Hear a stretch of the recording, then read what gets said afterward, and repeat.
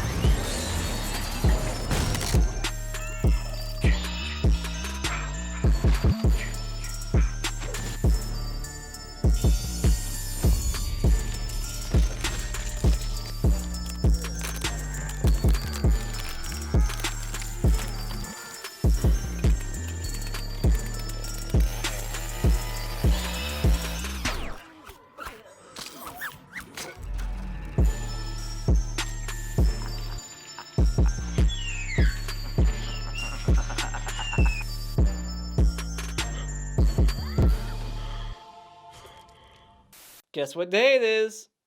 Horror Review Sunday. What? Oh, did you think I was going to say Garbage Day? No. I wasn't going to pull that joke. Everyone said that joke. So, Silent Night, Deadly Night Part 2, directed by Lee Harry, starring Eric Freeman. Look at that poster, the ornament with the gun. Sweet stuff. So, this is the Garbage Day movie. That's the only thing this movie is famous for, is Garbage Day. And as of this recording, it is Garbage Day. How funny is that? The eyebrow performance, this guy. I think his eyebrows deserve an Oscar. Santa Claus. He was 18. It couldn't be. It was that bitch Superior. No, they were naughty. It is the sequel, technically, to Silent Night, Deadly Night, one of my most favorite Christmas horror movies of all time, besides Black Christmas. So, this movie came out in 1987, but it was shot in 86, and the studios hired a guy named Lee Harry to recut and re-edit Silent Night, Deadly Night 1. I guess, I don't know what the fuck they were expecting. Like, that's a dumb idea. From what I heard, they wanted this guy to take the footage from part 1 that was ripped from theaters, so they're not making money no more, sell it, re-edit it, and then sell it as a sequel. And then make money. That's lying. That's cheating. Like, how are you going to do that? It's the same movie. It's going to get pulled again, right? But then he was like, no, let me add footage. I can make up some story. We can have Ricky, and he'll tell the story about what happened in part 1, that we can use that footage. And then I'll tie in something at the end where he breaks out and goes on a rampage. And that's what the movie's about. This movie is about Ricky Caldwell, Billy Caldwell's brother in part 1. It's years later, he's 18 years old, and he's telling the story about what happened in part 1. And then by the end of it, he breaks out to exact his revenge on Mother Superior because she deserves it. So, what are the good things that I can say about this movie? And I am grasping at straws to find good shit to say. First up, 6 bullets. Can't stress it enough. It always irritates me. It's like 555 in the movie. When you see that number, you're like, no number starts with 555. In movies like Halloween 2, where there's like 7 bullets instead of 6. It's a 6-shooter. I know math. I can count, like Archer, who always is like counting how many bullets people fire. That's like me. When I watch a movie, I count bullets because I like things to line up and be realistic. That's not asking much, is it? But I like that he shoots 6 bullets, and then when he goes to shoot himself, doesn't work, because that's how it would work. So thank you, movie. Thank you. This has some continuity. I'll give it credit there. It's not like it's ignoring everything. In fact, it's so not ignoring part 1 that it fucking steals footage, but we'll get there. And I guess I can't blame them after learning the story. I can't blame them fully, the director, but I can still blame the studios or whoever made that decision. I can still blame them. That's a horrible decision. There's funny kills. I'll give it that. They're funny. They're somewhat creative. The gore is missing, but they're creative. They're memorable in a little bit. And I love that Mother Superior gets killed. She deserves it so much. They do something weird with her face. I don't know what the fuck's going on there. Does a stroke really make half your face look like some lumpy ass? Looks like one of the Hills Have Eyes people in part 2. Just one of them. She just looks like a fucking mutant. Like, does a stroke do that to you? Odd decisions definitely present in this film.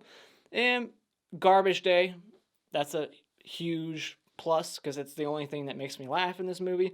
Speaking of laughs, I like the evil laugh from Ricky. It's over the top, and you just can't help but gut laugh every time he laughs. Like, he just goes, ha ha ha ha ha. That's how he sounds. Not over exaggerating it, that's how he laughs. Shoot someone, ha ha ha ha ha.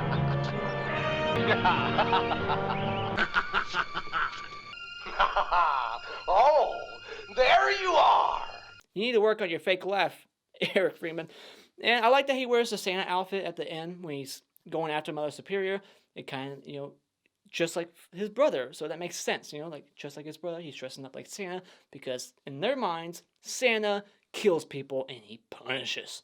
So that's boobs. There's boobs. You got Robin from Friday the 13th Part 7, The New Blood. I love her. She is gorgeous. As for the negatives, where do I start? Where do I start? Let's go from small to big, shall we? Alright, so acting, that's easy. Everyone will say that in the review for this movie. It's awful, but it's one of the charming things about it, I guess. Everybody was like, oh my gosh, it's so awful, that's good. This technically would classify as one of those so bad that it's good. But for me personally, this is kind of a so bad that it's good. This or like a Chopping Mall. This is just bad. It's very low budget, like $250,000 that they were given, which is even less than Halloween. But look, like, even a low budget, you can still make something good.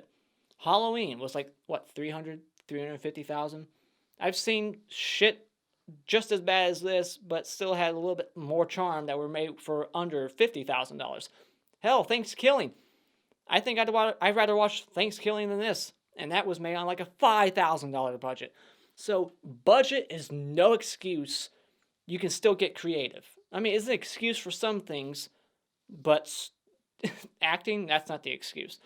Acting is just awful. And the pace of this movie at the beginning, surprisingly slow. I was already bored 5 minutes in before they even got to the first flashback sequence. I was already like checking my watch. Like, it just takes its sweet ass time. You know they're padding that runtime out. They're like, let's make it an hour and a half, hit that magic number. No, just fucking get to the story, get to the point. It's just slowly, like, it's almost like they're trying to be artistic with the camera slowly panning up. He's smoking a cigarette. Let's get some extreme close-up shots of his face and of the cigarette and the ash at the end falling to the ground. It's like, no. And then, like, the staring contest between him and this worker at the insane asylum. And at some point, I was like, holy shit, are they trying to build tension here? Is that what I'm supposed to be feeling right now? I feel nothing. And you know why? The music. The piano score throughout this movie is god-awful. It completely just erases any tension, and I don't know what the fuck I'm supposed to be feeling in any moment. Like, what am I supposed to be feeling? Like, seriously, the score is awful. It's annoying, and it never lets up. It plays throughout like 80% of the film, 90% of the film, that same piano bullshit throughout. And I've never hated piano so much in my life because of this movie.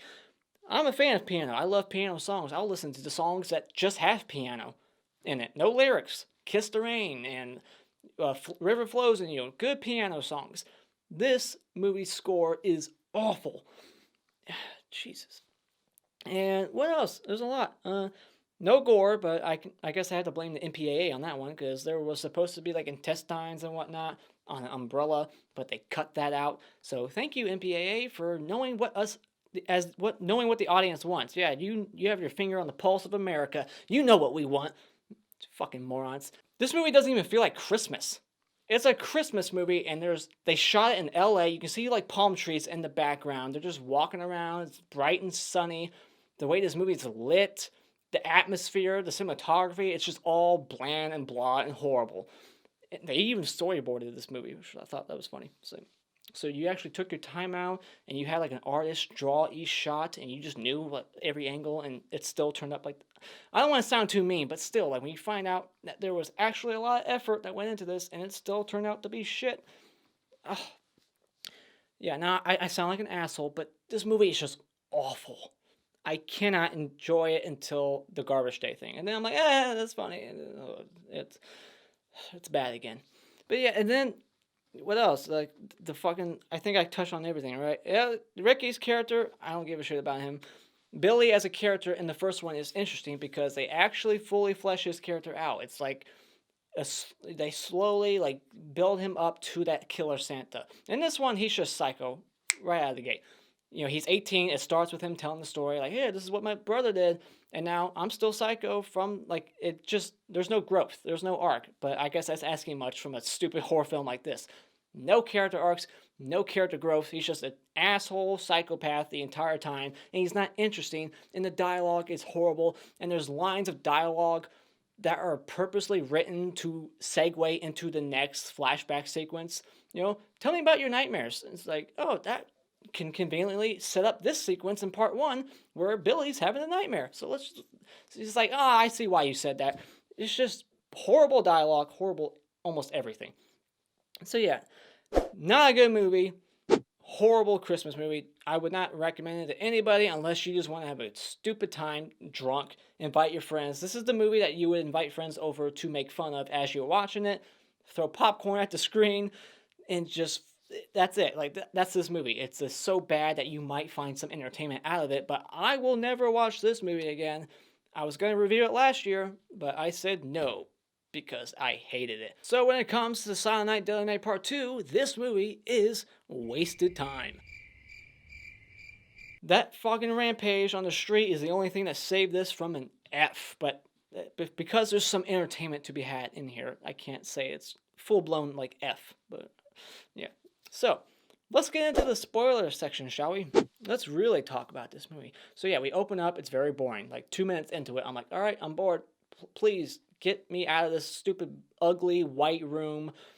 It's just like, the movie looks awful. And you got this staring contest between him and the worker. It's like, do they have like some beef? And we don't know. They never really go into it. And then the music. It's still awful in this scene. It's misplaced. And I just... and the doctor comes in. It's like, my time is very valuable. And Ricky's like, oh, and mine isn't? Take a drink every time he wags his eyebrows up and down. You will be dead before the movie's over. Like, oh yeah? Okay. And then we get the first flashback, and I time-stamped all these flashbacks. So, flashback number 1, from the 7-minute and 12-second mark to the 10-minute to 5-second mark. And then you get another flashback from the 11-minute and 9-minute mark to the 15-minute and 58-second mark. Except in this flashback, we see the couple in the orphanage having sex, and it's a different couple. I swear to God, that was a different couple. I would recognize that ugly, moly, freckly back that we see in this version. Did not recognize that from the first one. So was that a different couple fucking? It had to be.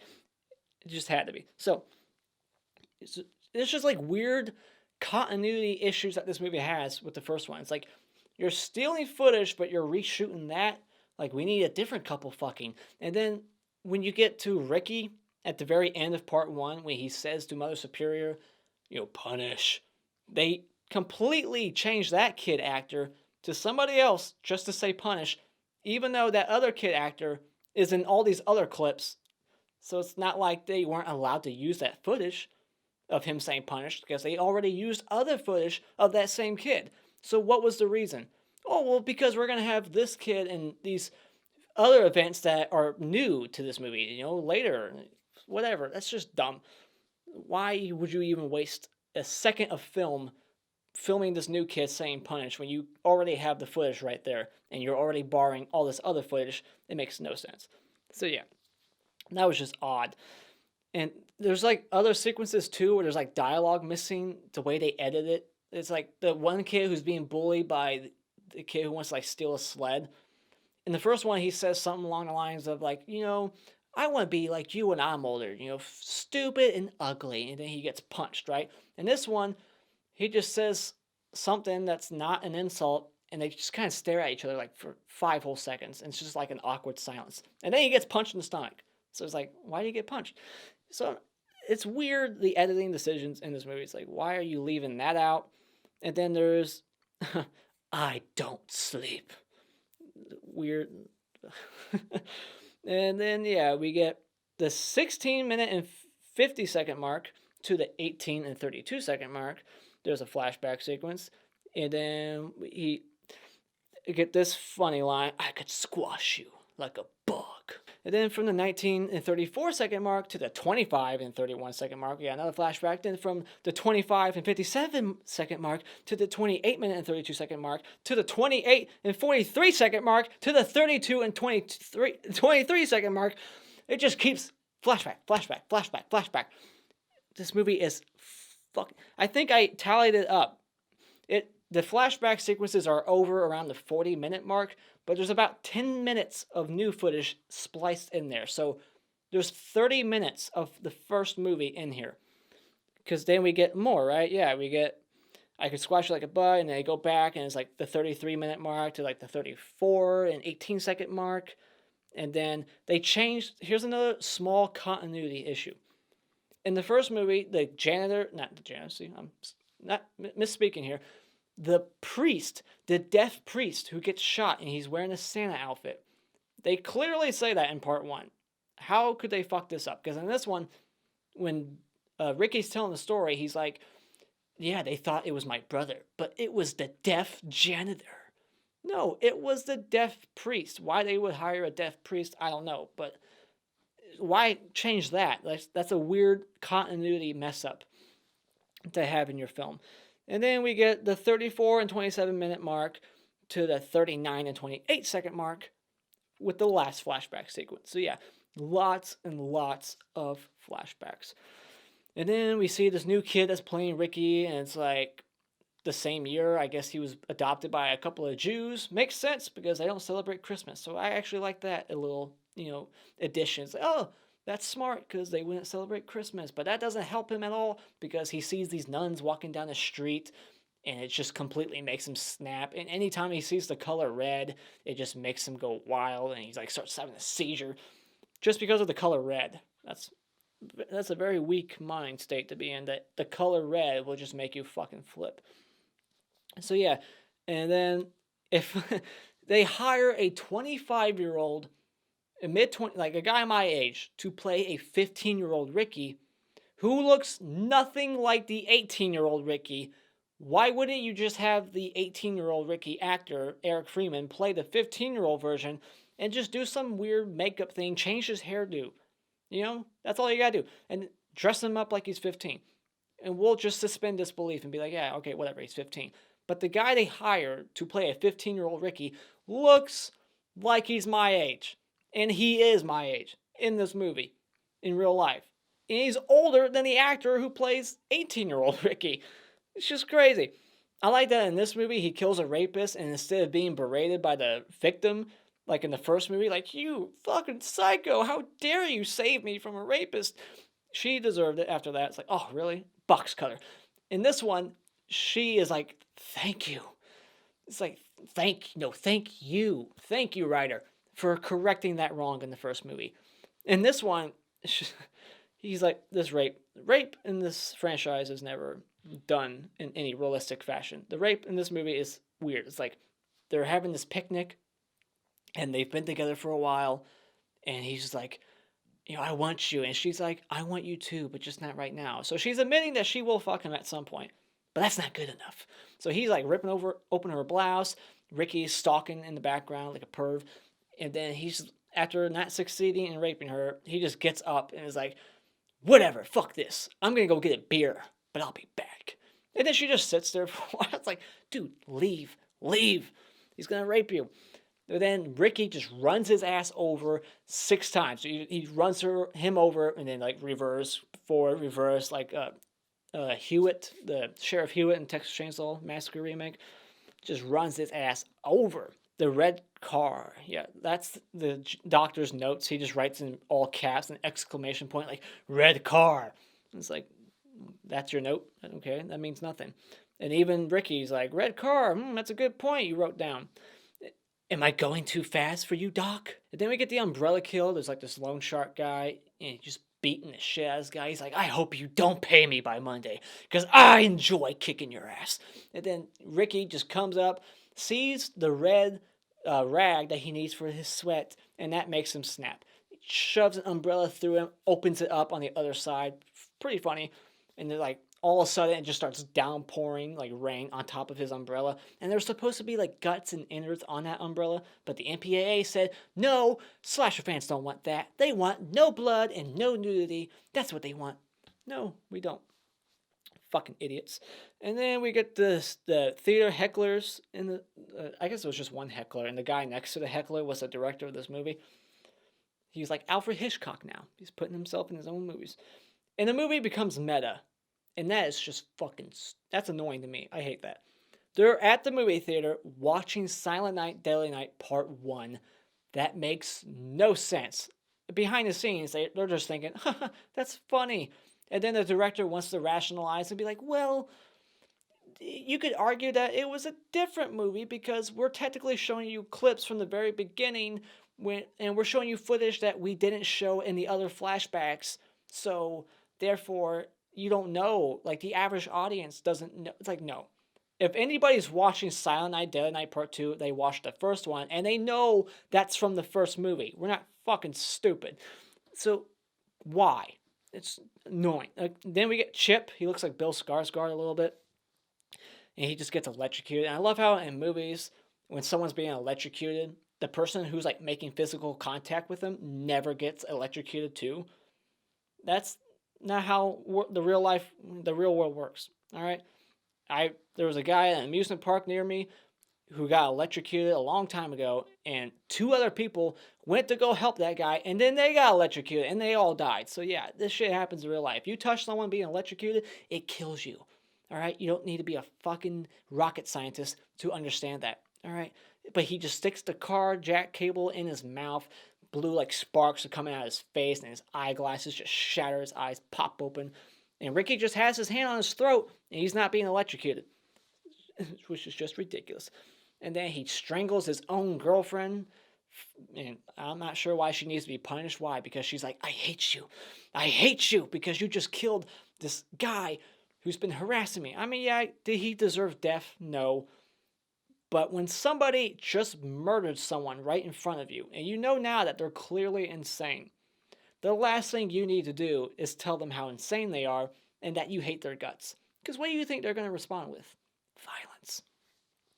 And she just turns her back on him, takes the antenna off the car and like strangles her with it. And just the look on both their faces is hilarious. Like the way she's like moving her tongue, she's like, ah, and then he's like getting all cross-eyed, and his eyebrows are just like being even more weird. Man, his eyebrows, man. Like I said, his eyebrows deserve an Oscar because they're the best. Oh my gosh. So, and then we get this crazy ass stunt in this movie. It is the most closest call I've ever seen in film. This guy is standing in the middle of the road, shoots the car with 3 bullets, and then the car goes up this conveniently placed dirt ramp, gets on 2 wheels, and the stunt actor takes a step, and the hood of the car, it's on 2 wheels. And I swear to God, the hood of the car brushed his shoulder. He just steps out of the way at the last second. That guy almost got killed for this movie. That's not, like, on your tombstone. I got killed because of this movie. Wow. That was just a crazy-ass stunt. And then this little girl on a bicycle runs right into Ricky as if there wasn't enough road. I'm going far ahead. I want to go back a little bit. So, we get the worst crash ever filmed. Like, I'm supposed to believe that that's what came from that. Like, you got Jennifer, who's driving her car through a parking lot going like 15 miles an hour at least. And Ricky is pulling his bike out of the parking spot backwards. And then we see her like smash right into the back of his motorcycle. It's like an extreme close-up shot. And then we see a shot of him like on his bike with like this derpy face, like, whoa! And he falls over like very slowly, like, oh. And then the girl gets out of the car, Jennifer, and what does she do after almost murdering somebody with her car? Going way too fast in the parking lot. You shouldn't be going over 15 miles an hour ever in the parking lot. It's dangerous. She just laughs. Like, oh, sorry, guy, I almost just killed. And then they immediately are on a date. And then they're immediately fucking on that same day. It's like, you're fucking the girl who almost murdered you. That could only, like, if you reverse the sexist in that role, the woman would beat the shit out of the guy for almost killing her. But this is a guy, he's thinking with his dick, he's like, yeah, she almost killed me, but she's beautiful, so I'll forgive her. Only a guy would do that. So yeah, the little girl, she bumps into him. It's like, is there not enough road? Go around him, dipshit. And then we get 666. That's the address of Mother Superior. I thought that was just too on the nose.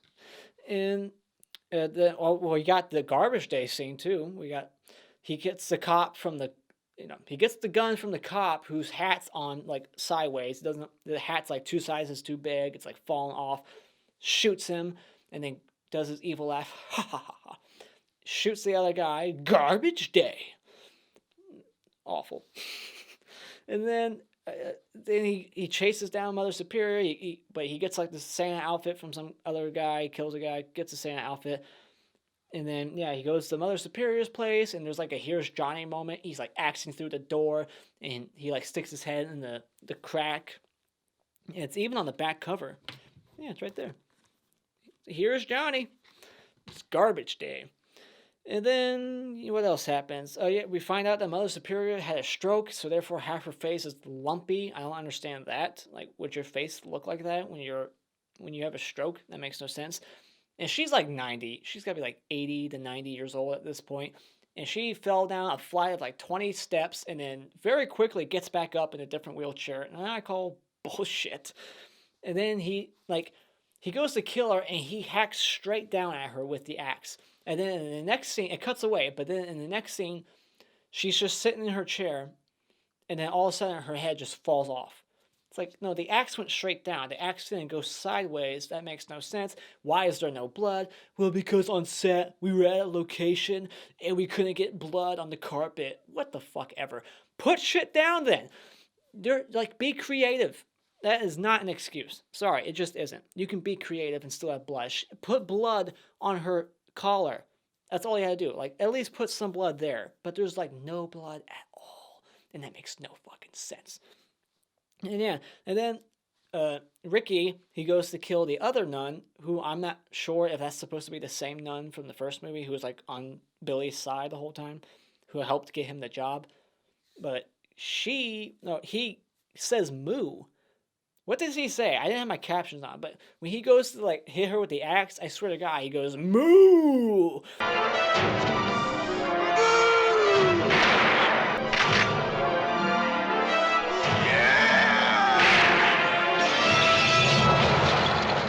And then he just gets shot through the door.